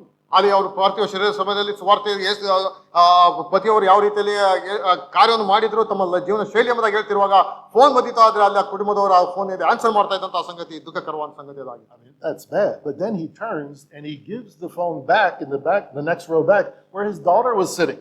ಅಲ್ಲಿ ಅಷ್ಟು ಮಾತ್ರ ಆ ಒಂದು ಸ್ಥಿತಿಯಿಂದ ಫೋನ್ ಅಲ್ಲಿ ಆನ್ಸರ್ ಮಾಡಿ ಹಿಂದೆ ಕೊಟ್ಟಿರುವಂತ ಮಗಳಿಗೂ ಸಹ ಅದನ್ನು ತೆಗೆದುಕೊಂಡು ಹೋಗಿ ಕೊಟ್ಟಂತಹ ಸನ್ನಿವೇಶ. The daughter is now talking on the phone while this poor woman is trying to give the gospel. ಅಲ್ಲಿ ಈ ಸಂಗತಿ ನಡೀತಿರುವಂತಹ ಸಮಯದಲ್ಲಿ ಅವ್ರು ಜೋರಾಗಿ ಮಾತಾಡ್ತಿದ್ರು. ಇಲ್ಲಿ ಯಾಕೆ ಪತಿಯ ಕುರಿತಾದಂತಹ ಸಾಕ್ಷ್ಯನ ಹೇಳ್ತಾ ಇರುವಂತಹ ಒಂದು ಸಮಯದಲ್ಲಿ It may have been the most innocent thing. Maybe some family member got lost and they were on the way to the funeral. They didn't make it on time and they're calling saying, please give me directions. Maybe it was completely innocent. ಪ್ರಾಯಶಃ ಅವ್ರಿಗೆ ಯಾವ ರೀತಿಯಲ್ಲಿ ಒಂದು ರೀತಿಯಲ್ಲಿ ಅಜ್ಞಾನದಿಂದ ಇರಬಹುದು. ಪ್ರಾಯಶಃ ಯಾರೋ ದೂರದಿಂದ ಬರ್ತಾರೆ, ಫೋನ್ ಮಾಡಿರ್ಬೋದು, ನಮಗೆ ಲೊಕೇಶನ್ ಕಳಿಸಿ ಆ ಸಂಗತಿಗಳು ಆಗಿರ್ಬೋದು, ನಿಜವೇ. Distraction. ಆದ್ರೆ ಅದು ನಮ್ಮ ಡಿಸ್ಟ್ರಾಕ್ಷನ್, ಅದು ನಮ್ಮ ಗಮನವನ್ನು ಬೇರೆ ಕಡೆಗೆ ಹರಿದು ಆ ವಾಕ್ಯದ ಕಡೆಗೆ ಗಮನ ಇಲ್ಲದ ಹಾಗೆ ಮಾಡುವಂತಹ ಸನ್ನಿವೇಶ. Just when the seed is going out. ಯಾವ ಸಮಯದಲ್ಲಿ ದೇವರ ವಾಕ್ಯದಲ್ಲಿ ಬಿತ್ತಲ್ಪಡ್ತಾ ಇತ್ತು, ಆ ಒಂದು ಸರಿಯಾದ ಆ ಒಂದು ಸಮಯದಲ್ಲಿ ನಡೆದಂತ ಘಟನೆ. The birds come and steal it away. ಅಲ್ಲಿ ಪಕ್ಷಿಗಳು ಬಂದು ಆ ಒಂದು ಬೀಜವನ್ನು ಹೆಕ್ಕಿಕೊಂಡು ಅದು ಹೋದವು. Another way, Satan takes away the seed. ಮತ್ತೊಂದು ರೀತಿಯಲ್ಲಿ ಸೈತಾನನ್ನು ತೆಗೆದುಕೊಂಡು ಬೀಜವನ್ನು ಕಿತ್ತು ಹಾಕುವಂತ ಸಮಯ ರೀತಿ ಯಾವ ರೀತಿ ಎಂಬುದಾಗಿ ಹೇಳಿದ್ರೆ Spiritual blindness. ಆತ್ಮಿಕವಾದಂತಹ ಒಂದು ಕುರುಡುತನ. Let's look at the other synoptic gospel, Matthew. ಮತ್ತಾಯನ ಬರೆದ ಸುವಾರ್ತೆಗೆ ದಯಮಾಡಿ ಬನ್ರಿ. We looked at Mark, now we looked at Luke. Let's look at ಮಾರ್ಕನ Matthew. ಸುವಾರ್ತೆ ನೋಡಿದ್ವಿ, ಲೂಕನ ಬರೆದ ಸುವಾರ್ತೆ ನೋಡಿದ್ವಿ, ಮತ್ತಾಯನ ಬರೆದ ಸುವಾರ್ತೆ. Matthew 13. ಮತ್ತಾಯನ ಬರೆದ ಸುವಾರ್ತೆ 13ನೇ ಅಧ್ಯಾಯ. The portion that explains this part is verses 18 and 19. 18 ಮತ್ತು 19ನೇ ವಚನದಲ್ಲಿ ಈ ಒಂದು ವಾಕ್ಯ ಭಾಗ ನಾವು ವಿವರಿಸುವುದನ್ನು ನಾವು ನೋಡ್ತೇವೆ. Listen then, hear then the parable of the sower. When anyone hears the word of the kingdom and does not understand it, the evil one comes and snatches away what has been sown in the heart. This is what was sown on the footpath, on the wayside. ಬಿತ್ತುವನ ವಿಷಯವಾದ ಸಾಮ್ಯದ ಅರ್ಥ ಏನನ್ನು ಕೇಳಿರಿ, ಯಾವನಾದರೂ ಪರಲೋಕ ರಾಜ್ಯದ ವಾಕ್ಯವನ್ನು ಕೇಳಿ ತಿಳುಕೊಳ್ಳದೆ ಇರುವಲ್ಲಿ ಸೈತಾನನು ಬಂದು ಆ ಮನುಷ್ಯನ ಮನಸ್ಸಿನಲ್ಲಿ ಬಿತ್ತಿದ್ದನ್ನು ತೆಗೆದು ಹಾಕುತ್ತಾನೆ. ಈ ಮನುಷ್ಯನೇ ಬೀಜ ಬಿದ್ದ ದಾರಿ ಮಗ್ಗಲಾಗಿರುವವನು. Sounds familiar, right? It's almost like Luke, almost like Mark, ಲೂಕನ್ ಬರೆದ ಸುವಾರ್ತೆಯ ರೀತಿಯಲ್ಲಿ ಮಾರ್ಕನ್ ಬರೆದ ಸುವಾರ್ತೆಯಲ್ಲಿ ಇರುವಂತಹ ರೀತಿಯಲ್ಲೇ ಅದು ಬರೆಯಲ್ಪಟ್ಟಿದೆ. but something different. ಆದರೆ ಒಂದು ಸ್ವಲ್ಪ ವ್ಯತ್ಯಾಸವನ್ನು ಅಲ್ಲಿ ಓದುವಂತರಾಗಿದ್ದೇವೆ. This person who hears the word of the kingdom does not understand. ಆದ್ರೆ ಈ ದೇವರ ವಾಕ್ಯವನ್ನು ದೇವರ ಪರಲೋಕ ರಾಜ್ಯದ ಕುರಿತಾದಂತಹ ಸಂದೇಶವನ್ನು ಕೇಳಿದಂತಹ ವ್ಯಕ್ತಿಗೆ ಆ ಸಂಗತಿ ಅದು ಅರ್ಥವಾಗಲಿಲ್ಲ. So Luke here is, or Mark, getting all messed up. Matthew here is giving us another detail. ಇಲ್ಲಿ ಮತ್ತಾಯನು ತನ್ನ ಸಂಪೂರ್ಣವಾದ ವಿಭಿನ್ನವಾದಂತಹ ಚಿತ್ರಣ ಕೊಡುವುದನ್ನು ಓದ್ತೇವೆ. And it's equally deadly. ಅತಿ ಘೋರವಾದಂತಹ ಸಂಗತಿಯನ್ನು ಚಿತ್ರೀಕರಿಸುತ್ತಿದ್ದಾನೆ. And really, it's all very similar ideas, all meshed together, right? Because it was one Spirit who gave this word. ಈ ಎಲ್ಲಾ ವಾಕ್ಯಗಳು ಬೇರೆ ಬೇರೆ ಸುವಾರ್ತೆಗಳಲ್ಲಿ ಅದು ಒಂದು ರೀತಿಯ ಸಮಗ್ರ ಸಂಗತಿಗಳು ಬರೆಯಲ್ಪಟ್ಟದಾಗಿ ಸಹ ಎಲ್ಲವೂ ಸಹ ನಾವು ಶೇಖರಿಸುವಾಗ ಅಂದವಾದ ಚಿತ್ರಣದಲ್ಲಿ ನಾವು ನೋಡ್ತೇವೆ. They hear it, but they don't understand it. ಅವರೊಂದು ಸಂಗತಿಗಳನ್ನು ಕೇಳಿದ್ರು ಆದ್ರೆ ಅವರಿಗೆ ಅರ್ಥವಾಗಲಿಲ್ಲ. Why? Spiritual blindness. ಯಾಕೆ ಎಂಬುದಾಗಿ ಹೇಳಿದ್ರೆ ಆತ್ಮಿಕವಾದಂತಹ ಒಂದು ಕುರುಡುತನ. Turn to 2 Corinthians 4:4, familiar verse. 2 ಕೊರಿಂಥ ಪತ್ರಿಕೆ 4ನೇ ಅಧ್ಯಾಯ 4ನೇ ವಚನ ದಯಮಾಡಿ ತಿರುಗಿಸ್ರಿ. Another spiritual warfare verse. 2 ಕೊರಿಂಥ 4ನೇ ಅಧ್ಯಾಯ 4ನೇ ವಚನ ಆತ್ಮಿಕವಾದಂತಹ ಹೋರಾಟದ ಕುರಿತಾಗಿ ಅಲ್ಲಿ ಓದ್ತೇವೆ. 2 Corinthians 4:4. 4ನೇ ಅಧ್ಯಾಯ 4ನೇ ವಚನ. In their case, the unbeliever's case, the one who is hard ground and hears but doesn't understand case, in their case, the God of this world has blinded the minds of the unbelievers to keep them from seeking the light of the gospel. ದೇವರ ಪ್ರತಿರೂಪವಾಗಿರುವ ಕ್ರಿಸ್ತನ ಪ್ರಭಾವವನ್ನು ತೋರಿಸುವ ಸುವಾರ್ತೆಯ ಪ್ರಕಾಶ ಉದಯವಾಗಬಾರದೆಂದು ಈ ಪ್ರಪಂಚದ ದೇವರು ನಂಬಿಕೆಯಿಲ್ಲದವರ ಮನಸ್ಸನ್ನು ಮಂಕು ಮಾಡಿದನು. Satan's goal is to blind people to the saving gospel. ಸುವಾರ್ತೆಯು ಅಲ್ಲಿ ವಂಚಿಸಲ್ಪಡುವ ಹಾಗೆ ಸೈತಾನನವರ ಮನೋನೇತ್ರಗಳನ್ನು ಅಲ್ಲಿ ಕುರುಡು ಮಾಡಿದ್ದಾನೆ. To not understand. ಅವರು ಅರ್ಥ ಮಾಡಿಕೊಳ್ಳದ ಹಾಗೆ ಅವರ ಮನೋನೇತ್ರಗಳನ್ನು ಕುರುಡು ಮಾಡಿದ್ದಾನೆ. Is to hear the gospel. ಅವರು ಸುವಾರ್ತೆಯನ್ನು ಕೇಳುವಂತವರಾಗಿದ್ದಾರೆ. And not see its value. ಆದ್ರೆ ಅದರ ಮೌಲ್ಯವನ್ನು ಗ್ರಹಿಸಿಕೊಳ್ಳುವುದಿಲ್ಲ.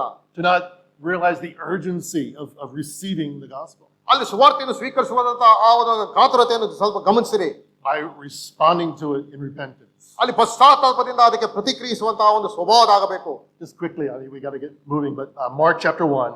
ಮಾರ್ಕನ ಸುವಾರ್ತೆ ಮೊದಲನೇ ಅಧ್ಯಾಯಕ್ಕೆ ಬನ್ರಿ. Verse 15. 15ನೇ ವಚನ. Jesus' first sermon. ಅಲ್ಲಿ ಯೇಸು ಕ್ರಿಸ್ತನ ಸುವಾರ್ತಾ ಪ್ರಸಂಗವನ್ನು ಅಲ್ಲಿ ಓದುವಂತರಾಗಿದ್ದೇವೆ. Jesus' first sermon is verse 15. It says, Jesus went out preaching, and this was the sermon. The time is fulfilled, and the kingdom of God is at hand. Repent and believe the gospel. ಅಲ್ಲಿ ನಮ್ಮ ಕರ್ತನಾದ ಯೇಸು ಕ್ರಿಸ್ತನ ಮೊದಲನೇ ಒಂದು ಸುವಾರ್ತಾ ಪ್ರಸಂಗದಾಗಿತ್ತು. ಅಲ್ಲಿ 15ನೇ ವಚನದಲ್ಲಿ ಕಾಲ ಪರಿಪೂರ್ಣವಾಯಿತು, ದೇವರ ರಾಜ್ಯವು ಸಮೀಪಿಸಿತು, ದೇವರ ಕಡೆಗೆ ತಿರುಗಿಕೊಂಡು ಸುವಾರ್ತೆಯನ್ನು ನಂಬಿರಿ ಎಂದು ದೇವರ ಸುವಾರ್ತೆಯನ್ನು ಸಾರಿ ಹೇಳಿದನು. See, there's value there. What you have been expecting for centuries is here. The time has come. ಈಗ ಅನೇಕ ಶತಮಾನಗಳಿಂದ ನೀವು ಎದುರು ನೋಡ್ತಾ ಇದ್ದಂತಹ ಒಂದು ಸಮಯಕ್ಕೋಸ್ಕರವಾಗಿ ಕಾಯ್ತಾ ಇದ್ರಿ. ಈಗ ಆ ಒಂದು ಸಮಯ ಈಗ ಬಂದಿದೆ. And it's come so close to you that it's right at your fingertips. ಈಗ ಎಷ್ಟು ಸಮೀಪ ಬಂದಿದೆ ಅಂದ್ರೆ ನಿಮ್ಮ ಬಳಿಯಲ್ಲಿ ಈಗ ಸಂಗತಿ ಬಂದಿದೆ. And you need to receive it with urgency. ಅತ್ಯಂತ ನೀವು ಉತ್ಸುಕತೆಯಿಂದ ಕುತೂಹಲವಾಗಿ ಅದನ್ನು ಸ್ವೀಕರಿಸಬೇಕೆಂಬುವಂತಹದ್ದು. And repent and believe. ಮಾತ್ರ ನೀವು ಪಶ್ಚಾತ್ತಾಪಪಟ್ಟು ಆತನ ಕಡೆಗೆ ತಿರುಗಿಕೊಳ್ಳಬೇಕು Or ಎನ್ನುವಂಥದ್ದು. else you're going to be blinded. ಯಾಕಂದ್ರೆ ಆತ್ಮಿಕವಾಗಿ ಆ ಕುರುಡುತನಕ್ಕೆ ನೀವು ಜಾರಿ ಹೋಗಬಾರದು. And the birds of the air are going to come and steal it away. ಯಾಕಂದ್ರೆ ಹೇಳಿದ್ರೆ ಪಕ್ಷಿಗಳು ಬಂದು ಆ ಒಂದು ಬೀಜವು ನಿನ್ನ ಹೃದಯದಲ್ಲಿ ಕೆಲಸ ಮಾಡೋದಾಗಿ ಅದು ಎತ್ತಿಕೊಂಡು ಹೋಗುವಂತದಾಗಿದೆ. Let's move on quickly to the next soil. It's the rocky heart soil, right? The rocky soil. ಮುಂದಿನ ಒಂದು ವಿಷಯಕ್ಕೆ ನಾವು ಬರುವಂತಹ ಗಟ್ಟಿಯಾದಂತಹ ಒಂದು ಬಂಡೆ ಎಂಬುದಾಗಿ ಓದ್ತೇವೆ. Verse 16. 14ನೇ ವಚನ. And these are the ones sown on rocky ground, the ones who, when they hear the word, immediately receive it with joy. ಅದೇ ಪ್ರಕಾರ ಬೇರೆ ಕೆಲವರು ವಾಕ್ಯವನ್ನು ಕೇಳಿದ ಕೂಡಲೇ ಸಂತೋಷದಿಂದ ಅದನ್ನು ಸ್ವೀಕರಿಸುತ್ತಾರೆ. That sounds good. ಅದು ಬಹಳ ಉತ್ತಮವಾದಂತಹ ಒಂದು ಪ್ರತಿಕ್ರಿಯೆ ಅದು. There's this instant springing up. ಅದಕ್ಕೆ ವಾಕ್ಯವನ್ನು ಕೇಳಿದ ತಕ್ಷಣ ಅಲ್ಲಿ ಸಂತೋಷವಾಗಿ ಅದನ್ನು ಸ್ವೀಕರಿಸುತ್ತಾರೆ. This kind of rapid growth that looks almost supernatural. ಒಂದು ರೀತಿಯಲ್ಲಿ ಅದ್ಭುತವಾಗಿ ಒಂದು ರೀತಿಯಲ್ಲಿ ಆ ಬೀಜವು ಹಾಕಿದ ತಕ್ಷಣ ಬಹು ಬೇಗನೆ ಒಂದು ರೀತಿಯಲ್ಲಿ ಅದು ಮೊಳೆತು ಬರುವಂತಹ ಒಂದು ಸಂಗತಿ. But these people are temporary converts. ಆದ್ರೆ ಬಹಳ ತಾತ್ಕಾಲಿಕವಾದಂತಹ ಒಂದು ರೀತಿಯಲ್ಲಿ ಬದಲಾವಣೆ ಹೊಂದಿದಂತಹ ಜನರು ಇವರು. And the joy that they're feeling is not the joy that is the fruit of the Spirit, it's just emotionalism. ಆದ್ರೆ ಅಲ್ಲಿದ್ದಂತಹ ಒಂದು ಸಂತೋಷ ಬರೀ ಉದ್ವೇಗದಿಂದ ಕೂಡಿದಂತಹ ಒಂದು ಸಂತೋಷವಾಗಿತ್ತೆ ವಿನಃ ಆತ್ಮನ ಸ್ವಲ್ಪ ಒಂದು ಆನಂದ ಅದಾಗಿರಲಿಲ್ಲ. And emotion is not a proof of salvation. ಬೇರೆ ನಮ್ಮಲ್ಲಿ ಉದ್ವೇಗದಿಂದ ಆಗುವಂತಹ ಒಂದು ಸಂತೋಷ ಅದು ರಕ್ಷಣೆಗೆ ಅದು ಪ್ರೂವ್ ಅದು ಅಲ್ಲಿ ಎಷ್ಟು ಮಾತ್ರ ಅದು ಅಲ್ಲ.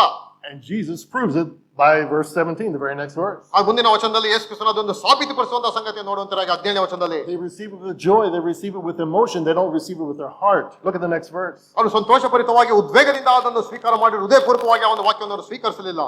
And they have no root in themselves. ಅಲ್ಲಿ ತಮಗೆ ಬೇರಿಲ್ಲದ ಕಾರಣ ಅವರು ಬೇಗನೆ ಸ್ವಲ್ಪ ಕಾಲ ಮಾತ್ರವೇ ಇದ್ದು ಬಳಿಕ ಅದನ್ನು ಜಾರಿ ಹೋದ್ರೆ ಎಂಬುದಾಗುತ್ತೇವೆ. I love that. They don't have the root in themselves because you can't do it yourself. ಯಾಕಂದ್ರೆ ತಮಗೆ ಬೇರಿಲ್ಲದ ಕಾರಣ ನೀವು ಸ್ವಂತವಾಗಿ ನೀವು ಅದನ್ನು ಮಾಡಲಿಕ್ಕೆ ಸಾಧ್ಯವಿಲ್ಲ ಎಂಬ ಅಂಶವನ್ನು ತೋರಿಸುವಂತಾಗಿದೆ. It reminds me of John 15, right, where Jesus said, "I'm the vine, and you're the branches." ಯೋಹಾನ ಸುವಾರ್ತೆ 15ನೇ ಅಧ್ಯಾಯಕ್ಕೆ ಬಂದ್ರೆ ನಾನೇ ನಿಜವಾದ ದ್ರಾಕ್ಷಿ ಬಳ್ಳಿ, ನಾನೇ ತೋಟಗಾರನೇ ಎಂಬುದಾಗಿ ನೋಡ್ತೇವೆ. Whoever abides in me and I in him, and he that bears fruit, verse 5, apart from me, You can't do nothing. apart from me, you can do nothing. You have no root in yourself. ಅಲ್ಲಿ 15ನೇ ವಚನ ನೋಡುವಂತರಾಗಿದ್ದೇವೆ. ನಾನೇ ದ್ರಾಕ್ಷಿ ಬಳ್ಳಿ, ನೀವು ಕೊಂಬೆಗಳು, ಒಬ್ಬನು ನನ್ನಲ್ಲಿಯೂ ನಾನು ಅವನಲ್ಲಿಯೂ ನೆಲೆಗೊಂಡಿದ್ದರೆ ಅವನೇ ಬಹಳ ಫಲ ಕೊಡುವನು, ಇವು ನನ್ನನ್ನು ಬಿಟ್ಟು ಏನು ಮಾಡಲಾರೆ ಎಂಬುದಾಗೆಲ್ಲ ಓದ್ತೇವೆ. There's no connection to the source.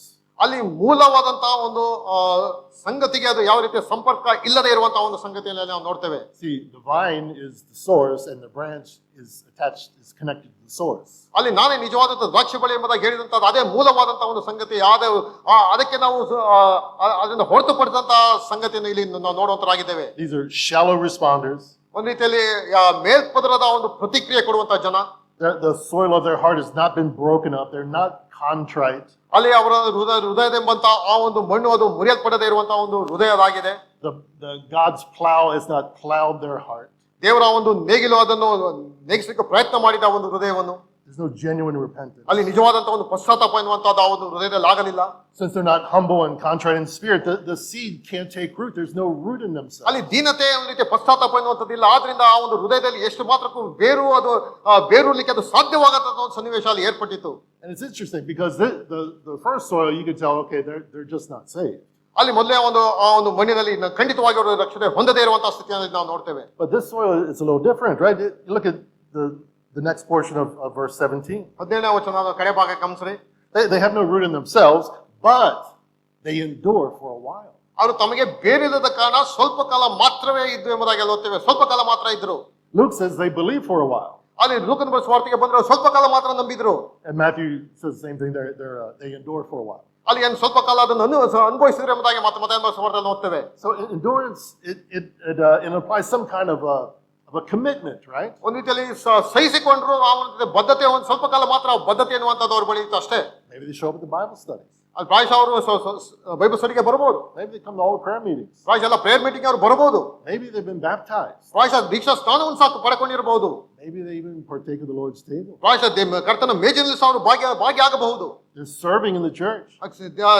ಸಭೆಯಲ್ಲಿ ಅವರು ಸೇವೆಯನ್ನು ಸಹ ಮಾಡ್ತಾ ಇರಬಹುದು. There's an appearance of authenticity. ಪ್ರಾಯಶಃ ಅವರ ಒಂದು ಬಾಯಾಚಾರದ ಒಂದು ನೋಟ ಎಲ್ಲಾ ರೀತಿಯ ಸಂಗತಿಗಳಿಗೆ ಸರಿಯಾದಂತ ವ್ಯಕ್ತಿ ಎಂಬುದಾಗಿ ಅನಿಸಬಹುದು. And it may last for months or even years. ಪ್ರಾಯಶಃ ಅನೇಕ ತಿಂಗಳುಗಳು ಅನೇಕ ವರ್ಷಗಳು ಅವರು ಇರಬಹುದು ಆ ರೀತಿಯಾಗಿ. Because it says they endure for a while. ಆದರೆ ಸ್ವಲ್ಪ ಕಾಲ ಮಾತ್ರವೇ ಎಂಬುದಾಗಿ ಅಲ್ಲಿ ದೇವರ ವಾಕ್ಯದಲ್ಲಿ ಬರೆಯಲ್ಪಟ್ಟಿದೆ. However, ಆದಾಗ್ಯೂ their lack of rooting into the soil is revealed in tribulation. ಆದ್ರೆ ಅವರ ಬೇರಿಲ್ಲದಂತಹ ಒಂದು ಸ್ಥಿತಿ ಕಷ್ಟಗಳು ಕಾರ್ಪಣ್ಯಗಳು ಬಂದಂತ ಸಮಯದಲ್ಲಿ ಅದು ಗೋಚರವಾಗುವಂತದ್ದಾಗಿದೆ. Look at 17b. 17ನೇ ವಚನದ ಕಡೆ ಭಾಗದಲ್ಲಿ. Then when tribulation and persecution arise on account of the word, immediately, there it is again, immediately they fall away. ಬಳಿಕ ವಾಕ್ಯದ ನಿಮಿತ್ತವಾಗಿ ಸಂಕಟವಾಗಲಿ ಹಿಂಸೆಯಾಗಲಿ ಬಂದರೆ ಬೇಗ ಎಡವಿ ಬೀಳುತ್ತಾರೆ. Tribulation here in Greek is the word for English word for pressure. ಒಂದು ರೀತಿಯಲ್ಲಿ ಆ ಒಂದು ಸಂಕಟವಾಗಲಿ ಎಂಬುದಾಗಿ ಹೇಳುವಾಗ ಅತ್ಯಂತ ಆ ಒಂದು ಸಂಕಟಕ್ಕೆ ಒಳಪಡುವಂತಹದ್ದು ಎಂಬ ಅಂಶವನ್ನು ತೋರಿಸುವಂತಾಗಿದೆ. If your faith is built on emotion, pressure is going to reveal it. ಆದ್ರೆ ನಿಮ್ಮ ಒಂದು ನಂಬಿಕೆ ಉದ್ವೇಗಕ್ಕೆ ಒಳಗಾದಂತ ಒಂದು ನಂಬಿಕೆ ಅದಾಗಿದ್ದರೆ ಆ ಸಂಕಟಗಳು ಬಂದಂತ ಸಮಯದಲ್ಲಿ ನಿಮ್ಮ ನಂಬಿಕೆ ಹೇಗೆ ಎಂಬುದಾಗಿ ಅದು ತೋರಿಸುವಂತಾಗಿದೆ. When the rocky soil faith is challenged with tribulation and persecution, it says it immediately falls away. ಆ ಒಂದು ಬಂಡೆಯ ಮೇಲೆ ಬಿದ್ದಂತ ನೆಲದ ಮೇಲೆ ಬಿದ್ದಂತ ಒಂದು ಬೀಜ ಯಾವ ರೀತಿಯಲ್ಲಿ ಬೇರೆದ ಕಾರಣ ಅದು ಆಗುತ್ತದೋ ಆ ಸಂಕಟಗಳ ಬಂದಂತ ಸಮಯದಲ್ಲಿ ಅದು ನಿಜವಾದಂತಹ ಬಣ್ಣ ಅದು ಗೋಚರವಾಗುವಂತದ್ದಾಗಿದೆ. It may take a while. They endure for a while, but it's like a pressure cooker. When the heat builds up and builds up and builds up, finally pressure cooker goes ಸ್ವಲ್ಪ off. ಕಾಲ ಮಾತ್ರವೇ ಎಂಬುದಾಗಿ ಹೇಳುವಾಗ ಯಾವ ರೀತಿಯಲ್ಲಿ ಒಂದು pressure ಕುಕ್ಕರ್ನಲ್ಲಿ ಅದು pressure ಬರ್ತಾ ಬರ್ತಾ ಬರ್ತಾ ಒಂದೇ ಸಾರಿ ಅದು ಓಪನ್ ಆಗ್ತದೋ ಆ ಒಂದು ದಿಸೆಯಲ್ಲಿ It seems authentic until the purity test comes. ಒಂದು ರೀತಿಯಲ್ಲಿ ಆ ಒಂದು ಶುದ್ಧತೆಯ ಆ ಒಂದು ಪರಿಶೋಧನೆಗೆ ಒಳಪಡುವಂತಹ ಸಮಯದಲ್ಲಿ ನಿಜವಾದಂತಹ ಒಂದು ಸ್ಥಿತಿಯಲ್ಲಿ ಗೊತ್ತಾಗುವಂತದ್ದಾಗಿದೆ. I remember years ago, I had a engagement ring that I got for when I married or was engaged to my wife. ಪ್ರಿಯ ಸಹೋದರ, ಅನೇಕ ವರ್ಷಗಳ ಹಿಂದೆ ಆ ಮದುವೆ ಆದಂತಹ ಸಮಯದಲ್ಲಿ ಎಂಗೇಜ್ಮೆಂಟ್ ಆದಂತಹ ಸಮಯದಲ್ಲಿ ಆ ರಿಂಗ್ ಅದು ಹಾಕಲ್ಪಟ್ಟಿತ್ತು. Beautiful ring. I shouldn't have gotten rid of it, but my wife wanted a bracelet, so it became their bracelet. But we go to the gold shop. ಪ್ರಿಯ ಸಹೋದರ ಅದನ್ನು ಅದು ಬೇರೆ ಒಂದು ಆಭರಣ ಮಾಡಿಸೋದಕ್ಕಾಗಿ ಅದನ್ನು ತೆಗೆದುಕೊಂಡು ಹೋದ್ರು. I said, I have this ring. I'd like to trade it in and get something else. ಪ್ರಾಯಶಃ ಅದಕ್ಕೆ ಬದಲಾಗಿ ಬೇರೆ ರೀತಿಯ ಒಂದು ರೀತಿ ಇನ್ನೊಂದು ರೀತಿಯ ಸುಂದರವಾದಂತಹ ಆಭರಣ ಮಾಡೋದಕ್ಕೋಸ್ಕರವಾಗಿ ಚಿನ್ನದ ಅಂಗಡಿಗೆ ಹೋದಂತಹ ಸಮಯ. It's 22 karat gold. Trust me, it's 22 karat gold. ಅದು 22 ಕ್ಯಾರೆಟ್ ಗೋಲ್ಡ್ ಆಗಿತ್ತು. ಅದು ನಮ್ಮ ವಿಶ್ವಾಸ ರೀ. And guys like, I can't. I have to test it. ಆದ್ರೆ ನಿಮ್ಮ ಮಾತಿನ ಮೇಲೆ ನಂಬಿಕೆ ಇಲ್ಲ. ಆದ್ರೆ ನಾನು ಅದನ್ನು ಓರಿಗೆ ಹಾಕಲ್ಪಟ್ಟು ಅದನ್ನು ನಾನು ಪರೀಕ್ಷೆ ಮಾಡಬೇಕು. And I said, okay. They said, but you know, when I test it, it's going to destroy it. ಅಲ್ಲಿ ಅದನ್ನು ಪರೀಕ್ಷೆ ಒಳಪಡುವಾಗ ಅದು ಸಂಪೂರ್ಣವಾಗಿ ಅದು ನಾಶವಾಗುವಂತದ್ದಾಗಿದೆ. Of course, nowadays they have something else. I think they can test the machines, but back then, a few years ago, they couldn't. They had to destroy. They had to melt it to test it. ಆದ್ರೆ ಈಗಿನ ರೀತಿಯಲ್ಲಿ ಅಂತ ಟೆಸ್ಟಿಂಗಿನ ಒಂದು ನವೀಕರಣ ಇರಲಿಲ್ಲ, ಆಧುನೀಕರಣ ಇರಲಿಲ್ಲ. ಆದ್ರೆ ಹಿಂದಿನ ದಿನಗಳಲ್ಲಿ ಅದನ್ನು ಪರೀಕ್ಷೆಗೆ ಒಳಪಡಿಸಬೇಕಾದ್ರೆ ಸಂಪೂರ್ಣವಾಗಿ ಅದನ್ನು ಕರಗಿಸಿ ಅದನ್ನು ಪರೀಕ್ಷೆ ಮಾಡ್ತಾ ಇದ್ರು. I said, okay. He takes it away. 5 minutes later, it comes back. It is destroyed. I mean, it's unrecognizable as a ring. ಅದು ಒಂದು ರೀತಿಯಲ್ಲಿ ಇತ್ತಂತಹ ಒಂದು ರಿಂಗ್ ಅದು ಸಂಪೂರ್ಣವಾಗಿ ಅದು ಬೆಂಕಿಗೆ ಅದು ಸಂಪೂರ್ಣವಾಗಿ ನಾಶವಾಗದಂತಹ ಚಿತ್ರಣ ಅದಾಗಿತ್ತು. And he says, yeah, well, it's this much, whatever percentage, 20.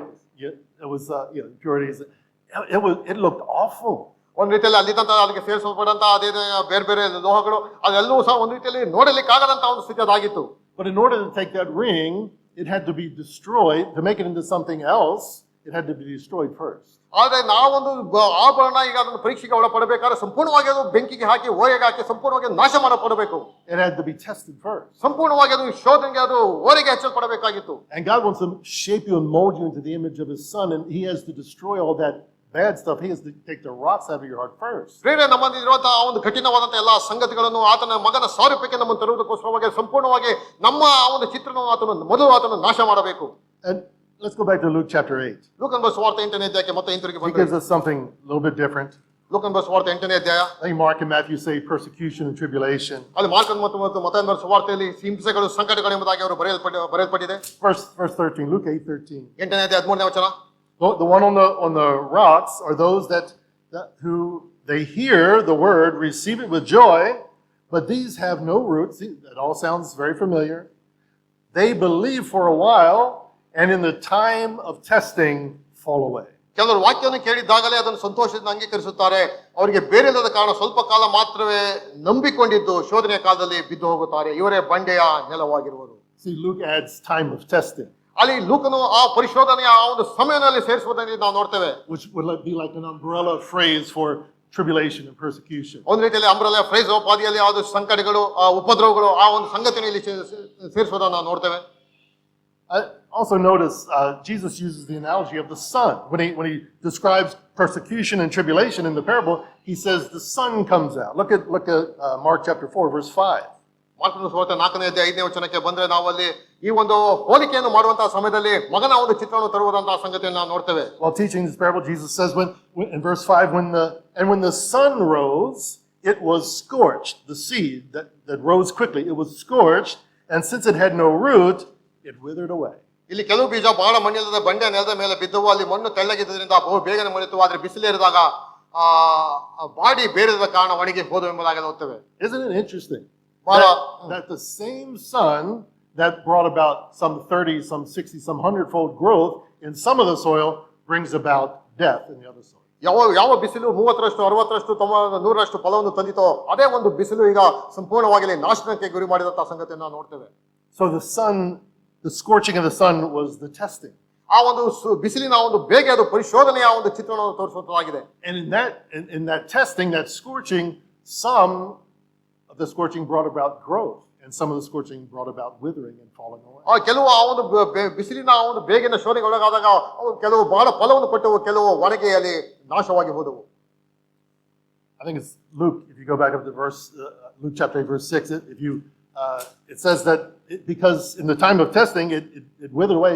Why? Because it had no moisture. ಅಲ್ಲಿ ಇನ್ನು ಲೂಕನ ಸ್ವಾರ್ಥ 8ನೇ ಅಧ್ಯಾಯಕ್ಕೆ ಬಂದ್ರೆ ಅವು ಮಳೆತು ತ್ಯಾವವಿಲ್ಲದ ಕಾರಣ ಒಣಗಿ ಹೋದವು ಎಂಬುದಾಗಿ ಆ ಒಂದು ತ್ಯಾವ ಇಲ್ಲದೆ ಇರುವಂತಹ ಸ್ಥಿತಿಯಿಂದ ಅವರು ಒಣಗಿ ಹೋದವು ಎಂಬುದಾಗಿ ನೋಡ್ತೇವೆ. If you have no private time with God, ನಿಮ್ಮ ವೈಯಕ್ತಿಕವಾದಂತಹ ಏಕಾಂತದ ಒಂದು ಸಮಯ ನಿಮ್ಮ ಜೀವಿತದಲ್ಲಿ ಇಲ್ಲದೆ ಹೋದರೆ, no communication with Him in prayer, no fellowship with the saints, ಆತನ ವಿಶ್ವಾಸಿಗಳ ಜೊತೆಯಲ್ಲಿ ಆ ಒಂದು ಅನ್ಯತೆ ಎನ್ನುವಂತಹದ್ದು, ಆತನ ಜೊತೆಯಲ್ಲಿ ಸಂಬಂಧ ಒಡಂಬಡಿಕೆ ಎನ್ನುವಂತಹದ್ದು ಇಲ್ಲದೆ ಹೋದರೆ, no love and worship of God, ದೇವರಿಗೆ ಕರೆಗೆ ಒಂದು ಪ್ರೀತಿಯ ಒಂದು ಆರಾಧನೆ ಎನ್ನುವಂತಹದ್ದು ಇಲ್ಲದೆ ಹೋದರೆ, in the day of tribulation, you're going to have no moisture. ಅಲ್ಲಿ ಆ ಒಂದು ಸಂಕಟದ ಒಂದು ಸಮಯದಲ್ಲಿ ಆ ಒಂದು ತ್ಯಾವಾಂಶವು ಇಲ್ಲದೆ ಇರುವಂತಹ ಸ್ಥಿತಿಯನ್ನು ನಾವು ನೋಡುವಂತರಾಗಿದ್ದೇವೆ. And you'll find yourself falling away.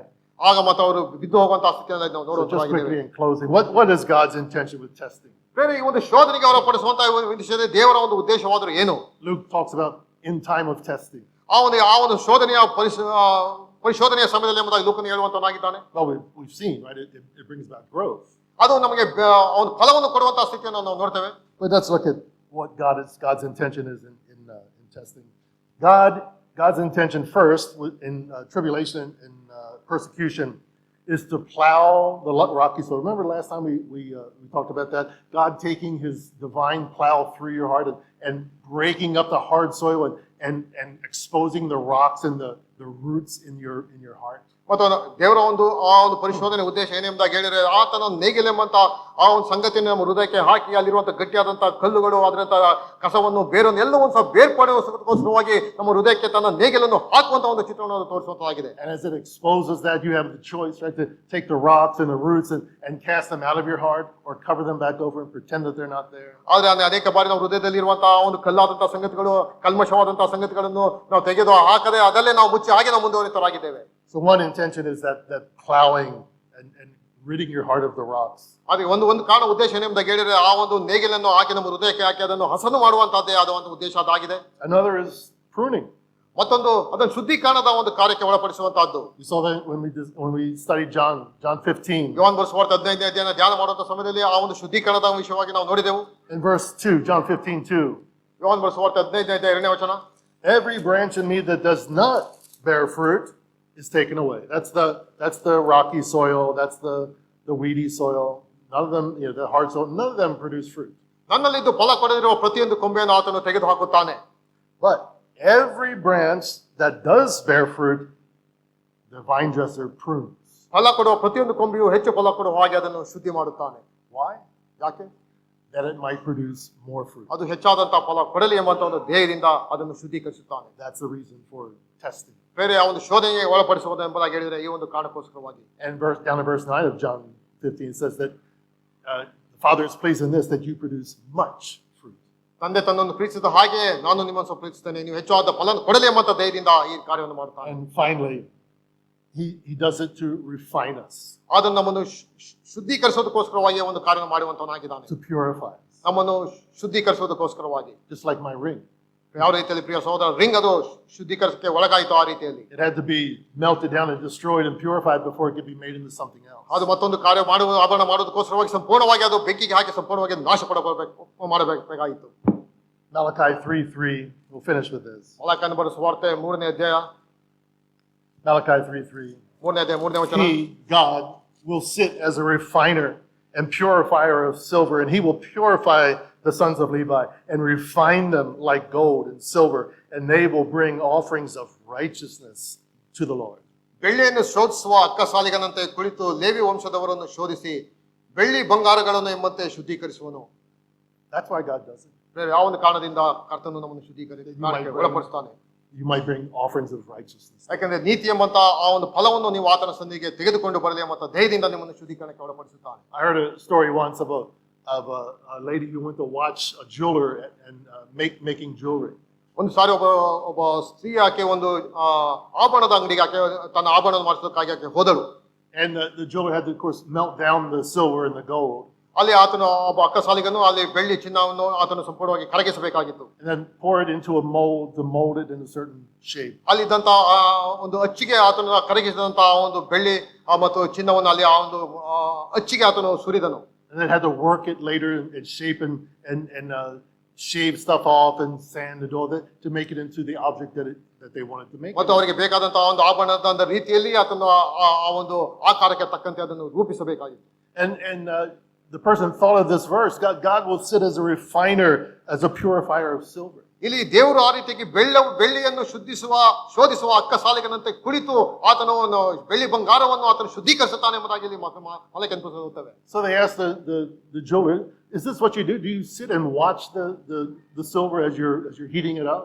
ಅದನ್ನ ಇದೇನೆ ಒಂದು ಪ್ರಶ್ನೆಯನ್ನು ಅವನು ಅಕ್ಕಸಾಲಿಗನ ಕೇಳಿದ್ರೆ, ನೀವು ಕುಳಿತುಕೊಂಡು ಆ ಒಂದು ಬೆಳ್ಳಿಯನ್ನು ಚಿನ್ನವನ್ನು ಅಲ್ಲಿ ಕರಗಿಸುವಾಗ ಅದು ನೀವು ಕೂತ್ಕೊಂಡು ನೋಡ್ತೀರಾ ಎಂಬುದಾಗಿ ಕೇಳಿದಾಗ, and the jeweler said, yes, of course, I have to watch it all the time. I cannot take my eyes off. ನಾನು ನನ್ನ ಗಮನವನ್ನು ಬೇರೆ ಕಡೆಗೆ ಹರಿಲಿಕ್ಕೆ ಸಾಧ್ಯವಿಲ್ಲ. ನಾನು ಅದನ್ನು ಕರಗಿಸುವ ಸಮಯದಲ್ಲಿ ನಾನು ಅದನ್ನೇ ನಾನು ತದೇಕ ಚಿತ್ತದಿಂದ ನೋಡ್ತಾ ಇರಬೇಕೆಂಬುದಾಗಿ ಆತನು ಹೇಳಿದನು. Because if it goes past a certain point, it will destroy it. It will be unusable. ಯಾಕೆಂಬುದಾಗಿ ಒಂದು ನಿರ್ದಿಷ್ಟವಾದಂತಹ ಒಂದು ಶಾಖದ ಮಟ್ಟವನ್ನು ಅದು ದಾಟಿ ಹೋದರೆ ಅದು ಎಲ್ಲ ಸಂಗತಿಗಳು ಅದು ಹಾಳಾಗುವಂತದ್ದಾಗಿದೆ. I have to start all over again. ಮತ್ತೆ ನಾನು ಮೊದಲಿಂದ ಅದನ್ನು ಪ್ರಾರಂಭ ಮಾಡಬೇಕಾಗ್ತದೆ. And the person said, well, when do you know that exact moment is that you have to take it off the fire? ಹಾಗಾಗ್ಲೇ ಅಲ್ಲಿದ್ದಂತಹ ಆಭರಣಕ್ಕೆ ಮಾಡಿಸ್ಲಿಕ್ಕೆ ಬಂದಂತಹ ಆ ಸ್ತ್ರೀ ಕೇಳಿದ್ಲು, ಯಾವ ಸಮಯಕ್ಕೆ ನಿನ್ಗೆ ಗೊತ್ತಾಗ್ತದೆ ಅದು ಈ ನಿರ್ದಿಷ್ಟವಾದಂತಹ ಸಮಯದಲ್ಲಿ ಆ ಒಂದು ಅಚ್ಚಿಗೆ ನೀನು ಉಳಿಯುವಂತಹ ಚಿನ್ನ ಬೆಳ್ಳಿಯನ್ನು ನೀನು ಹೊರಗಡೆ ತೆಗಿಬೇಕೆಂಬುದಾಗಿ ಯಾವಾಗ ನಿನ್ಗೆ ಗೊತ್ತಾಗ್ತದೆ ಎಂಬುದಾಗಿ ಕೇಳಿದಾಗ, And the jeweler said, oh, it's easy.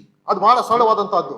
When I look into it and I can see my reflection, when I see my image in the silver, that's when I take it out. ನಾನು ಯಾವಾಗ ಕರಗಿಸಿದಂತ ಒಂದು ಚಿನ್ನ ಬೆಳ್ಳಿಯಲ್ಲಿ ನನ್ನ ಒಂದು ಮುಖವು ಆ ಒಂದು ಲೋಹದಲ್ಲಿ ಕಾಣ್ತದ ತಕ್ಷಣ ನಾನು ಅದನ್ನು ಹೊರಗೆ ತೆಗಿತೇನೆ.